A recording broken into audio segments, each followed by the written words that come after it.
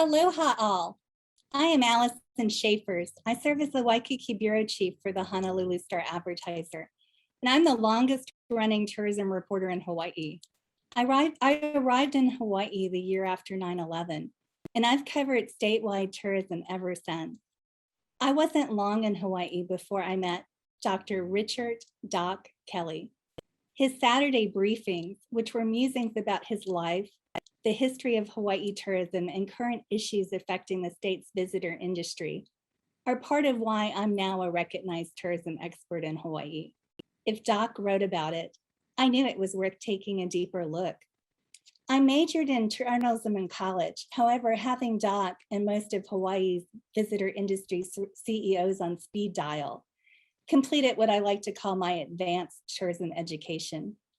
Even in that group, Richard Kelley stands out, doctor, hotelier, and now book author, a feat that was some 30 years in the making. Doc's memoir, Paddling the Outrigger, is a collection of memories and articles that he wrote that reflect a great deal of what he has seen from boyhood in old Waikiki through 45 years of leading the Outrigger chain. He's witnessed everything from the attack on Pearl Harbor just before his 8th birthday to the emergence of jet travel and Hawaii's transition into a top tourism destination. He's also a major reason that the small Waikiki walk-up hotel that his parents opened in 1947 morphed into one of Hawaii's most important hotel companies. In 2016, when the Kelley family sold the Outrigger, it was a global hotel company with properties in Hawaii, Guam, Fiji, and the islands of the Indian Ocean. They say if you really want to know someone, take a look at the people that they surround themselves with. Joining us here today on this panel are a group of people whose lives have been touched by Dr. Kelley and the Outrigger Ohana. Dr. Kelley, thank you for joining us today for what we expect will be a lively and informative conversation. Doc, I had the pleasure of reading your book, and I read in the book that by the time you were 15, you were the desk clerk and weekend bellman at your parents' hotels. What is the most memorable moment from those early years of your hotel career? Got a question for me? Yeah, that was yours. Could you say, could you repeat this? Oh, Doc, I'm just asking you about working in your parents' hotels. I read in the book that you were the desk clerk and weekend bellman. And I wondered, what was your most memorable moment from those early years of your hotel career? Well, it started, I started to get into writing for pleasure a long time ago when I was doing the hotel business, and we suddenly had the opportunity to acquire several hotels, and we needed a way to communicate with these people. And then I was with my wife, Linda. We started talking about how we should send a message out. And of course, she's a school teacher and a very good writer herself. And so she joined me, and we used to do it all by hand Friday afternoon, and then get it distributed on Saturday morning. And that was why we called it the Saturday briefing. But it was a work of pleasure, and sometimes it became a lot of work too. But we'll go into that later on. I remember the Saturday briefings. I used to wait to see the Saturday briefing, and sometimes I would get an advance hit of what was coming, and I was always prided myself if I managed to write about it before you had, but sometimes you scooped me. Well, I wanted to get it on the desk of every legislator by no later than 6 o'clock on Friday afternoon, because of all the audiences, that may have been the most important to address, so that they understand what our reaction is to the things that they're doing down at the City Hall and the state capitol. Sometimes people don't remember who they are, what they're doing. and things can get frightening in the legislative session. But I decided early on that I needed to know every legislator very well, because they were doing things that were affecting me. So this was one way of communicating with them too. But it was work, but it was fun. It was definitely meaningful, and it was definitely important. But I could just imagine some of them when they got your Saturday briefing. A lot of your Saturday briefings, let's just put it this way, you're a very honest guy. You say what you mean. And you don't sugarcoat it at all, ever.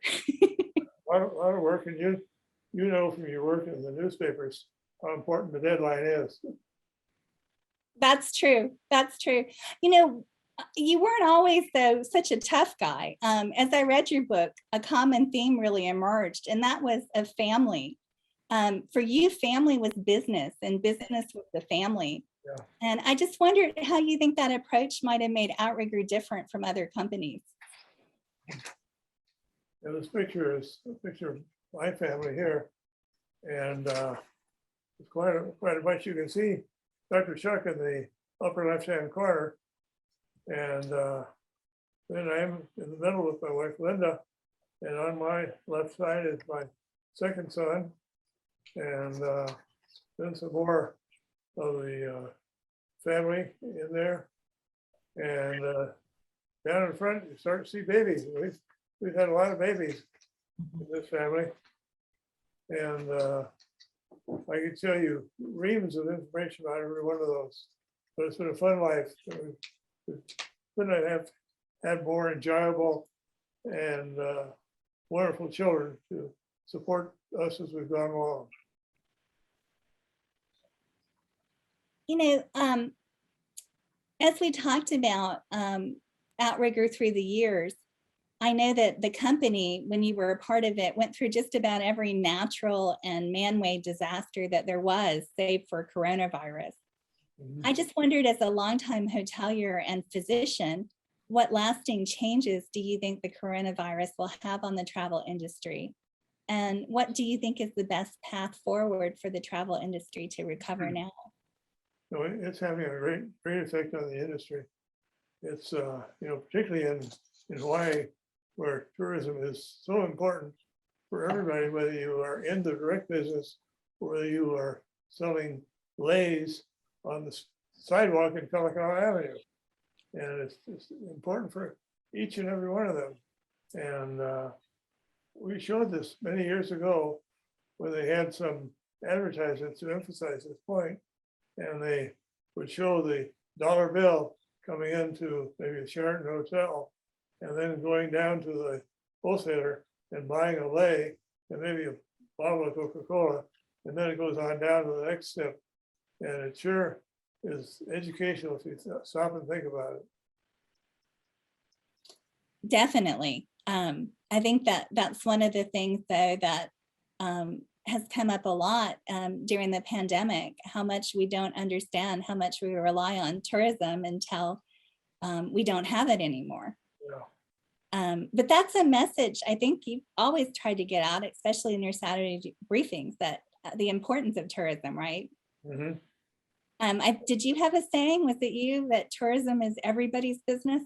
I sure did. I said it many times. And I strongly believe it was and still is, no matter where you are or what you do in any one of the Hawaiian Islands. And a number of our suppliers come from all over the world. You know, we may get some soft drinks from California, but we get a large portion of our food from overseas. And then you got the Jones Act. Interfering with that, it means you got everything that comes into Hawaii, it's got from a foreign port. Thank you for the great question about which section of the book is my favorite. And to answer that, let me talk about the book as a whole. The book is divided into 4 sections. And the first 2 sections talk about the family history, coming to Hawaii, getting started, and building this amazing family business. And it's a very inspiring story, I think, for anybody who can appreciate the history of businesses, and in particular family businesses. But the first two sections are not my favorite. The fourth section is a very personal section with chapters directly from my father, talking about his life, his struggles with Parkinson's disease, and perhaps more importantly, his philosophy on work-life balance and how one might consider a reasonable approach to that. And that's very insightful. But again, that's not my favorite. My favorite section is the middle, the third section, and it's a big section. It's got about 50 chapters in it, and each of those chapters, or many of them at least, is an opinion piece on what was the most important topic that day. And to understand that, let me tell you how he developed those topics. Every week for that deadline, he would on the weekend start to ask everybody, what's the most important topic that I should talk about in the Saturday briefing this week? And then by Sunday, he would have found the topic. And then on Monday, he'd start to do his research and writing. Now recall that he is a Harvard-trained research pathologist, very detail-oriented, very education-oriented. So he would dive in and learn as much as he possibly could about that topic. And these are topics that were important to our state at the time, whether it's the convention center, the state budget, or taxes, or hospitality, wages, public education, healthcare reform. He would learn as much as possible and he would draft it. But he's open to feedback, part of his personality. And he would send that article around to everybody who might have a strong opinion on that topic, agreeing with him or not agreeing with him. And then he would get the feedback, and then over, Tuesday, Wednesday, Thursday, Friday, he would redraft and re-research and redraft those articles until Friday it's published. He would have an opinion piece on a very important topic. So the third section is a collection of those topics. And the reason it's my favorite is because it puts a line in the sand at a point in time and lets everybody know forever now what his thinking was at the time. What was the best thinking on that subject at the time? And we can forever go back and take a look and see, was he right or was he wrong? It'll be forever documented. So Richard, your son was just sharing some of his favorite, the favorite parts of the book. And he was talking about your opinion pieces and the amount of research that you would do on those opinion pieces. There it is, she's back. Wait. Hi. Are you back, Doc? We're partly back. I think we got a phone in there somewhere. Mm-hmm. Either that or the aliens have actually made contact. Okay. Is Dr. Richard Kelley back, or should we continue with Chuck for a little bit longer and then go back to Richard? Okay. Hello, Doc. Hello. No, this is not Lucas. No. It's not. There we go. Well, we'll just continue with Chuck for a little bit and then we'll circle back. So Chuck, when you were talking about those opinion pieces of your dad's and how well researched they were, and you could go back and see, how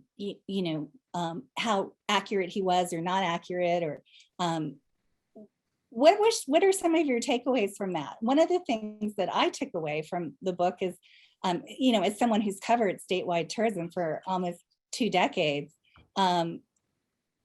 is that a lot of things haven't really changed all that much. Yes, right. And I think that's exactly true. So the first thing is that he stresses free market economics, and you can't get away from that. And when you try to get away from that, it just doesn't work. And the second, as you mentioned, is things haven't changed that much. The debate over how much taxes are going to impact the hotel industry, how we should reform healthcare, global warming, those issues haven't gone away. Sometimes our opinions on which way we should take them, but the the issues have not gone away. We have not changed that much, which for all of us should be a lesson in itself. Right. But, I think one of the things that was kind of interesting too, I think part of the reason that your dad's opinions probably, the topics he was talking about haven't changed that much is he was really ahead of his time in a lot of ways, as was the company. I mean, you folks were talking about, John DeFries has made regenerative tourism a buzzword, and now we're talking about balancing of natural resources and tourism with local interests. But I get the sense that your company was really pioneering that from the very beginning. Indeed, we were. That's absolutely true. Trying to be ahead of the curve and stay on top of everything. Yes, thank you. So I also wondered, since the sale, how is the Kelley family still involved in the community and in local business? Thank you. The Kelley family is still very involved in the community, but it's different. In the past, when we had an operating company under the leadership of my father or my brother-in-law, David Carey, who should be noted, really drove this company to great international acclaim over many years. We were able to contribute to the community through the operating company. And whether that's donating to Hawaii visitor industry or building a statue in Waikiki or supporting UH athletics, our resources were commingled together. And so we donated through the company. With the sale of the operating company, we don't have that luxury. We don't have the need for the public relations that often go along with corporate giving. So we're still very involved. That is one of our family ethics, to give back to the community, but doing more so individually with individual family members, taking care of their favorite organizations, supporting where they can, serving on boards where they can. Sure. Our family home was 2 blocks from the beach, a half block from the zoo, behind what is today the Queen Kapilani Hotel. So growing up in Waikiki was a big part of our family life. And as I read the early drafts of Dr. Kelley's book, I commented to him that it read like a script from a documentary for me. And it speaks to what Chuck was talking about, the opinion pieces on topics that were pivotal to the industry at that time.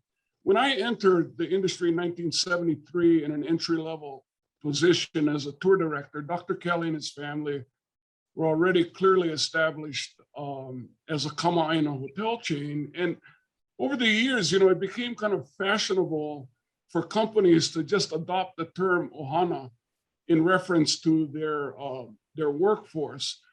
And in so many cases, that name kind of rang hollow, except at the Outrigger, because the growth of the hotel chain was really emanating from the growth of their own family and their ability to expand the family embrace around each of the employees that started to join.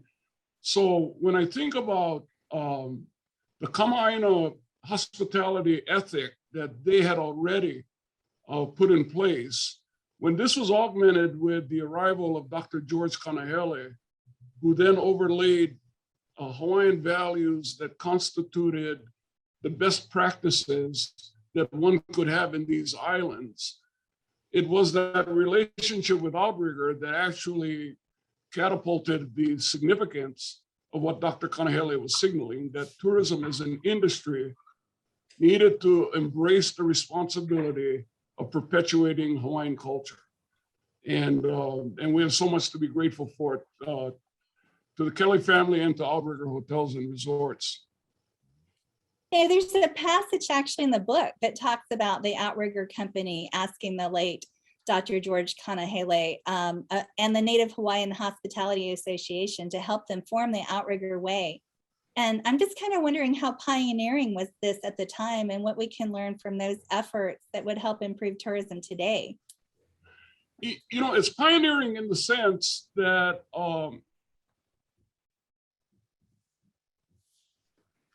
it's taking us as an industry decades to figure this out, because at Outrigger, they had pretty much established this as a means of distinguishing their brand. right? And this translated the whole set of Hawaiian values of caring for one another, caring for the guest, caring for the place, right? In what Dr. Kanahele would refer to as a hospitality triangle, that the balance in the culture of an organization rested in this sequence of caring for one another, caring for a guest, and caring for our home. And so at the Hawaii Tourism Authority, you hear us state this mantra of malama ku'uhome, caring for my beloved home, protecting my beloved home, and we'll use that as a means of a guiding principle for the work that lays ahead. Terrific question, and I know we're beyond the halfway point, so I'll be very, very brief. But it probably, and there's no doubt in my mind, it stirred enough controversy back then to at least propel Dr. Kelley into the social fabric of developing 180 days of instructional learning. But to your earlier comment, and certainly to Chuck's, whose favorite part of the book, and as a community leader, Dr. Kelley getting involved with those issues about home that may impact not only the visitor industry, but certainly his family, public education being one of those. But as things change, things stay the same. And there's a wonderful quote from chapter 18 that I want to carry the flag on and carry Dr. Kelley's legacy of getting involved with public education as I go forward, fighting this fight that still needs to be fought. But if I may quote Dr. Kelley from the book, "These failed schools and our politicians' shameful acquiescence in that failure have been cheating our children of their ability to compete in the world and thrive." That rings true today more than ever. And I would like to take that quote and use it as my banner as I go on forward to fight for the public education system here in Hawaii. So I think the impact Dr. Kelley made then is only going to connect the dot to what we need to do now. But he was certainly a catalyst. Yeah, he never has minced words.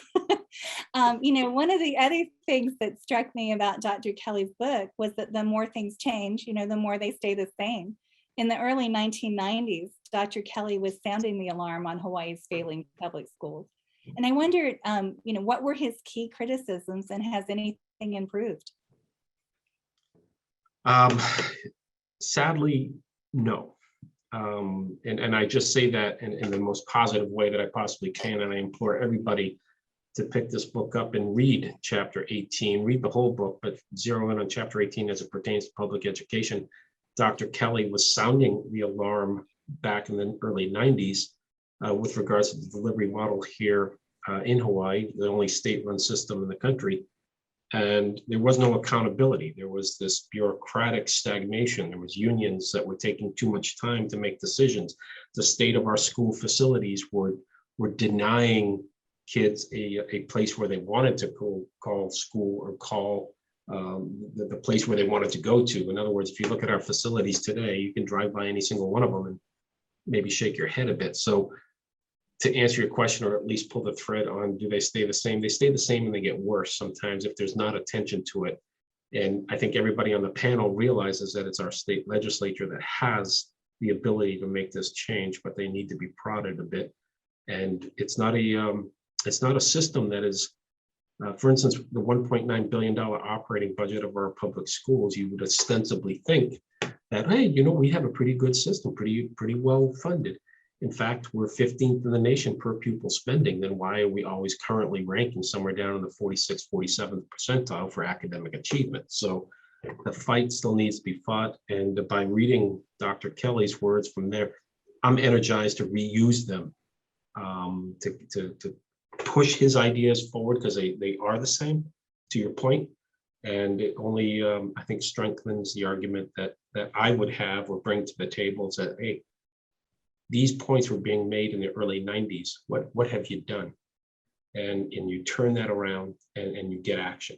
I think I had been working for Dr. Kelley for about a couple months, and it was all a new world to me. And I was brought on, at that time, I had just been hired as a new account executive at Communications Pacific. And they were working with Dr. Kelley, and he wanted to start a an organization called the Hawaii Convention Park Council.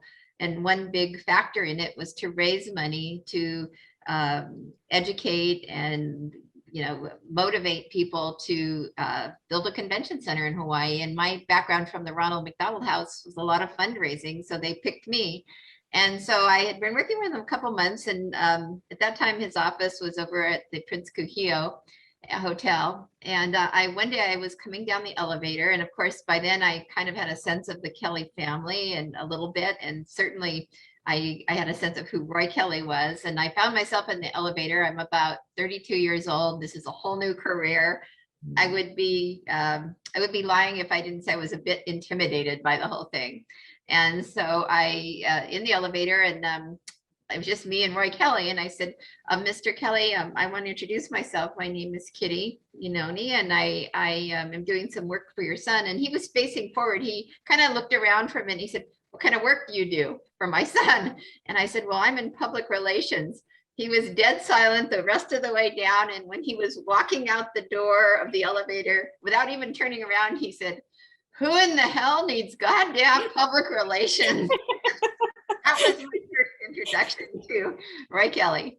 But he was I got to be friends with him over time. One of the other stories I remember was that and Linda and Dr. Kelley were always gracious, and occasionally would invite me to their family's luncheons with his parents and their family, and over time. And he was quite upset when his son, Dr. Kelley, was going to computerize the company. And suddenly Macs were appearing, and he didn't like that idea at all. So there were times when, I think it might be in the book, doctor would have to cover the computers when he was going to be in the office. And eventually, I think he came around. And then a few years later, one of my assignments was to work with him, was directly with Roy and Estelle. They were being honored by ASTA, the Association of Travel Agents, and all of that. And it was a big deal. And they were inducted into the Hall of Fame. And so someone was here filming, and I spent about 2 or 3 days with Roy in that process. And he got to be quite chatty. And one day he called me over and he said, young lady, he said, take whatever money, I was a single mom at that time, new in my career. He said, take whatever money you have and invest it in that company, Apple. And so I guess he came around at that point, but it was interesting. So he was a very interesting person. In terms of what I learned from Dr. Kelley and the Kelley family, it's an easy list for me. I learned fairness. I learned about priorities. I learned about, being a stand-up citizen, having a social conscience.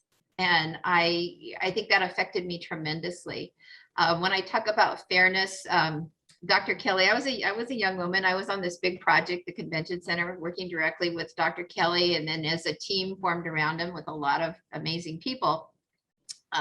We'd go out and do these little slideshows all over the place, and then we'd ask people for money. My job to follow up to support the idea of a convention center, and the organization started growing as money came in. And shortly, and I mean, I was 32. I was new to PR. I had done work on the Ronald McDonald House and not for profit. It was very different, and but I did know fundraising, and what I recall was just the fact that after we'd been doing this for a few months, somebody said, let's bring in somebody. There's this guy, I won't name names, but somebody who had a big position, and now he wasn't doing anything. And they said, Dr. Kelley, you should bring him in to head the fundraising. And so doctor thought, okay, that's a good idea. And I didn't care. I didn't know anything about it. I was all new. It was fine with me. But as we started working, this person didn't want to do the groundwork that you needed. He just wanted to go talk to people on the golf course and stuff. It just, to me, wasn't organized. It wasn't going to be as effective.